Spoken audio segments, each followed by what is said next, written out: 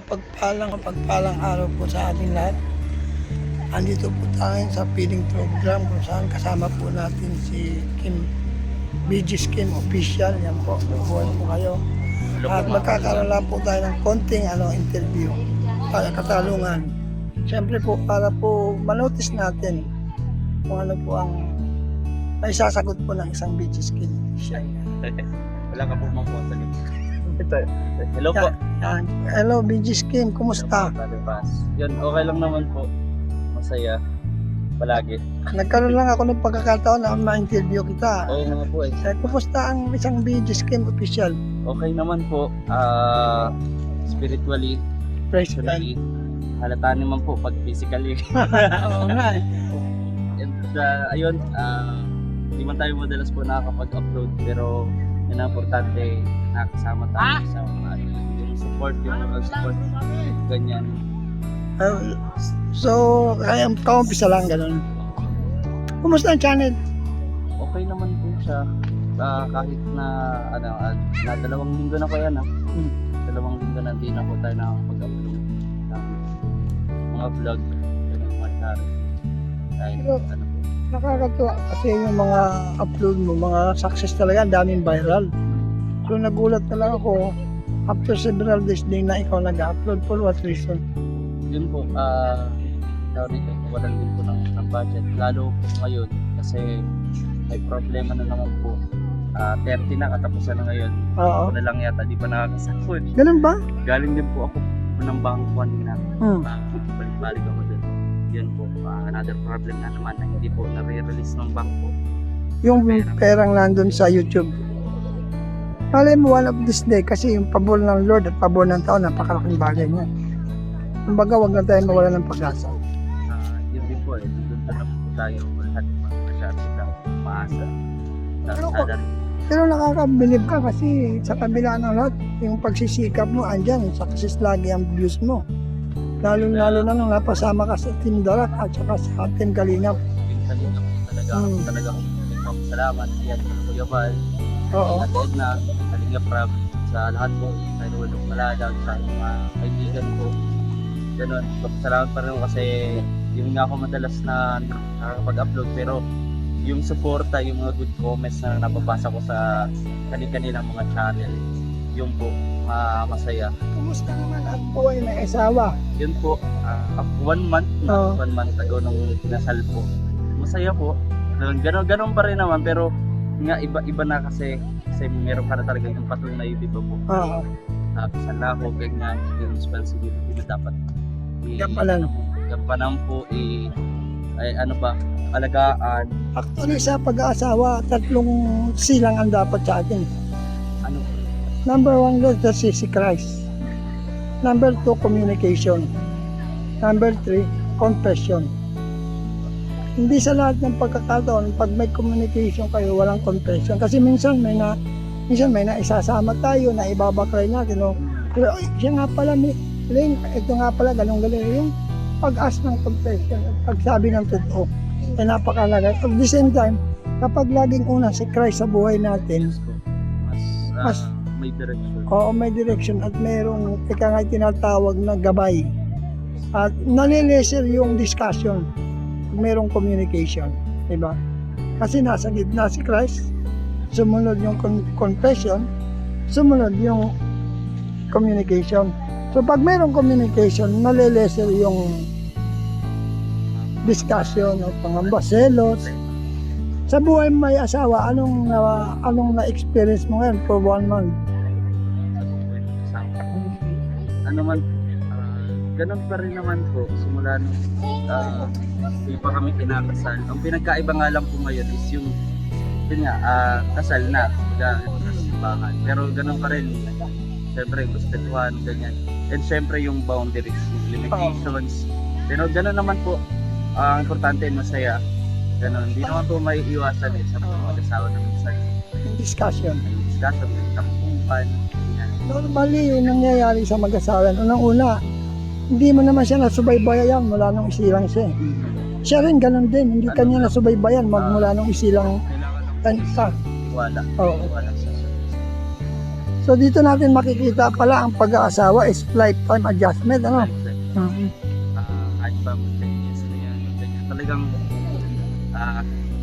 magkikilalan pa rin po Oo. kayo. Totoo yan. Kasi hindi mo naman siya makikilala kapag mag-boyfriend at girlfriend. Opo. So makikilala mo siyang tunay kapag nagsama na kayo sa isang bubong. Doon yung marirealize yung bawat isa kung saan kayo nagkulang, saan kayo nagkamali, limitasyon nyo. Galing. Ano ba ang ayaw mo sa kanya? Ano ba ang ayaw niya sa'yo, di ba? Normal yun. Eh, kumusta naman ang isang BG scheme sa, siyempre, bukod sa pagiging family man mo ngayon dahil may asawa ka na. What about your, about your vlogging, siyempre? Na-demonetize ka ba? Hindi naman. Hindi naman po. Magla-live po paminsan. Anong naging reason bakit hindi mo nakuha yung salary mo sa YouTube? Yun daw po. Hindi po release. Although nasa na po ng AdSense yung pera sa bangko. Ito naman po yung bangko. Hindi pa nare-release. Ito na transfer yung pera po sa account. So yun pala naging main reason mo. Pero malay mo, as soon as possible, maayos din yan. Just trust in the Lord lang. At the same time, kapag naniniwala ka, by faith, mangyayari yun kasi nag-pray man tayo, di ba? So, Yun lang po sabi ko. trust lang. Although hindi naman po natin minsan nag-iwasan na hindi mo naman. Kasi kung ako lang siguro yung nagugutom sa problema, pwede. Kaso bang may Asawa niya. Pero buti na lang siguro yung asawa mo yung trabaho. Wala rin. So, dyan ang adjustment. Pagdating sa time na wala kang maibibigay.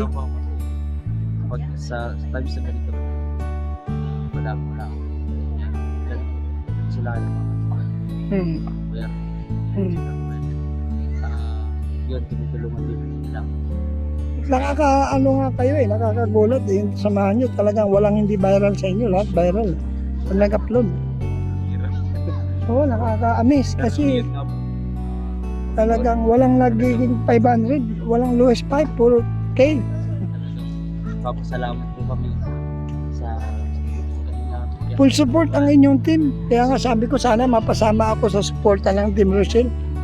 Para maranasan ko naman yung mag-K, huwag yung puro 500 na lang. 200. Tiwala lang. Talagang tiwala lang. Ay, oo, normal naman yan. Hindi, malay natin meron mas magandang plano sa atin. Oo, huwag na tayong mawala ng pag-asa. Tuloy lang tayo sa pagtulong kasi yan ang ating goal. Malaking bagay yun kasi nag-iiwan tayo ng legacy the way na nagtutulong tayo. The way na nagcha-charity tayo, nag-iiwan tayo ng legacy sa mga nanonood na pwede tayong tularan ng mga taong nakakakita ng ginagawa natin. Di ba? Napakahalaga ng legacy kasi. By the way, hindi tayo magtatagal kasi baka ikaw ay naabala ko. Okay lang po. Opportunity na ikaw ay aking makapanayam. So, Pagkalisan din po na po at nakausap sa Italian mas matagal-tagal din. oo nga Pero lagi po yan pa nag-send si Brother Paz ng every morning yan. Yeah. Yan ako. That is my meditation. Yes. Baka natutuwa ako kasi opportunity na nagkita tayo nung that was the very first time kang ikinasal. Isa ako sa nakapunta. Yes.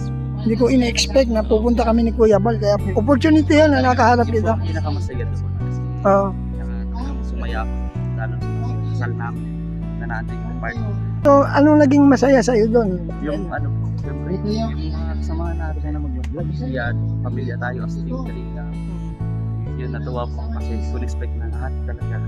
As nandoon. Andyan si Ram, di ba? Hirap, Jack, Kate, Boys, Kuya Bal, Ate Ella, kayo lahat. Napunuan yung kalungkutan mo. Sobra.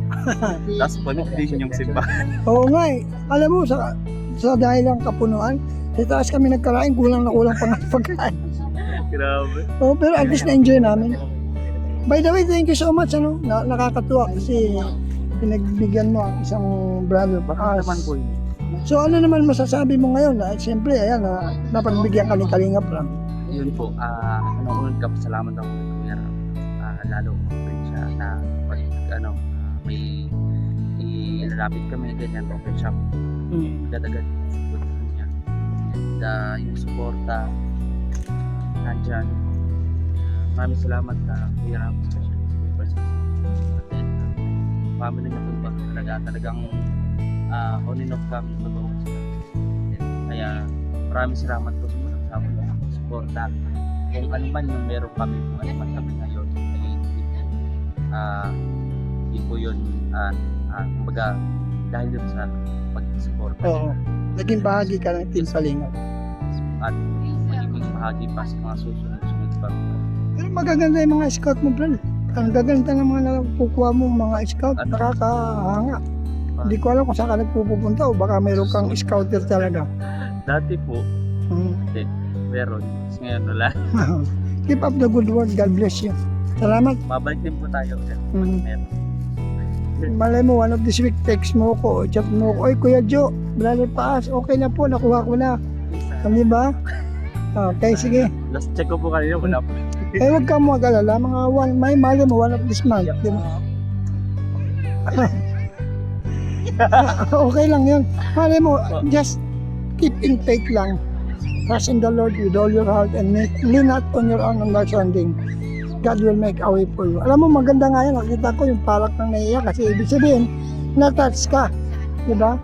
Na sa kabila ng kalungkutan mo, mayroong Diyos na nag-aano sa'yo, nag-i-encourage na o sige, let us pray. Pastor, bro, pwede mo ba kami? Hindi tayo manalangin. Panginoon, kami pinagpupulit, nagpapasalamat. Batid mo ang kabigatan ni this Christian. Dalangin ko po, maranasan po niya ang pabor na mula sa iyo at pabor ng tao. Kung saan batid mo na hindi pa po siya nakakasahod, dalangin ko po matupad mo ang kalooban mo ayon sa kanyang kahilingan. That your will be done, Miss Pat. I pray blessing upon this Miss Pat, Lord. Aking pindalangin, maranasan po niya ang pabor ng tao. Na itong week na ito o month na ito, makukuha niya na po yung kanyang salary. Salamat po, maluwalat ng pangalan. Ikaw po nakababating ng laman ng aming puso. Naman ang iyong nakitang karamihan, patawarin mo po kami linisin upang magkaroon po ng kapugunan at puso dahil niya ng Bridges sa kanyang inaasam na sahod, Panginoon. Salamat po, magandang medyo in Jesus' name. Amen. God bless. Salamat. Thank you so much for giving me a chance. Yan, mabuhay po ang lahat. At usap po natin si Bridges. Tumugon po siya at pinagbigyan po tayo. Salamat po kay Kuya Bal Santos Matubang at Kuya Vlog Alina Vlog. Siyempre salamat din kay Provinciano 2.0 na naghawak po ng ating cellphone. God bless you, Provinciano. Yes po. Ayan, please support po and subscribe, Brother Paas. Thank you. Yan mga kalingap, maraming salamat po kasi napaunlakan po tayo ni Bridges Community Official. Tunay nga pong nakakatuwa kasi nagkita-kita po kami. Hindi ko po sinasadya na masumpungan ko siya dito. Marami po salamat. Huwag po natin kalimutan. Ate Marlusa, shout out po Tita London, Bill's Kitchen, Kamanang Quality TV. Huwag rin po natin kalimutan. Siyempre, suportahan po natin Kuya Bal Santos Matubang, Ate Edna Vlog, Kalinga Prab. Salamat po. Shout out po kay Mrs. Paas PH. Support po natin Mrs. Paas PH. Yan. Kamanang Quality TV, supportahan din po natin. Mabuhay po kayo lahat. Maraming salamat po sa hindi nyo pag-skip ng ads, sa pag-like nyo at pag-share. Mabuhay po kayo lahat. Pagpalain po tayong lahat ng ating Panginoon. See you next vlog po. Sana maibigan po ninyo ito. God bless you po. Bye-bye.